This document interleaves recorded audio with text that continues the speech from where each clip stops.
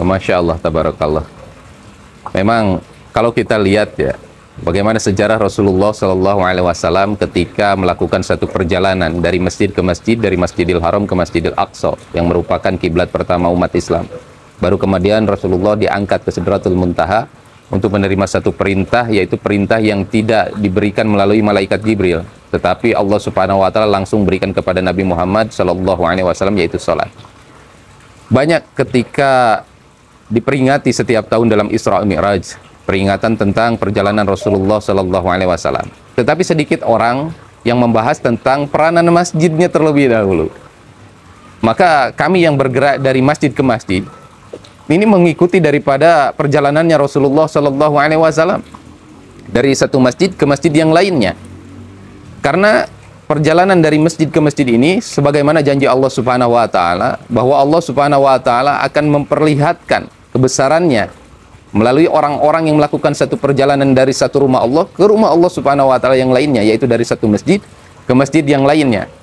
Sebagaimana Allah Subhanahu Wa Taala ini juga perintahkan atau firmankan di dalam Al-Quran, di dalam surat At-Taubah ayat 18, innama ya'muru masajidallahi man amana billahi wal yaumil akhir, al-ayah. Bagaimana ciri daripada orang-orang yang beriman kepada Allah dan hari akhir ini, di awal disebutkan adalah orang yang memakmurkan masjid. Kalaulah kita pergi ke kantor camat, kemudian kita tidak berjumpa dengan Pak Camat, hari pertama nggak jumpa, hari kedua nggak jumpa, sampai bertahun-tahun nggak jumpa, berarti itu camat palsu. Karena kalau camat asli ini pasti ada di kantor camat. Sama ketika cari gubernur, presiden, ya ada di istana presiden. Nah, indikasi orang beriman kepada Allah dan hari akhir, Allah sebutkan ini orang yang memakmurkan masjid. Kalau kita ini mau dianggap beriman dan kita nggak ada di masjid tapi masih ngaku beriman, maka keimanannya ini perlu dipertanyakan.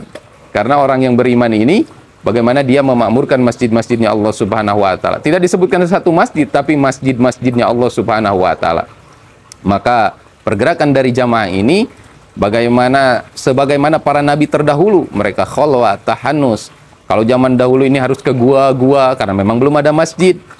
Seperti itulah. Tetapi di akhir zaman ini Allah Subhanahu Wa Taala mudahkan bagaimana banyaknya rumah Allah Subhanahu Wa Taala yang perlu dimakmurkan. Maka sebagaimana hijrahnya para nabi, mereka bertahanus, menyepi. Kita pun sama, dari masjid ke masjid untuk senantiasa bagaimana diri kita diperbaiki oleh Allah Subhanahu Wa Taala dengan menghidupkan amal-amal masjid.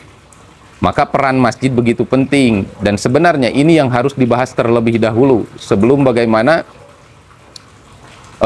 kita membahas yang lainnya.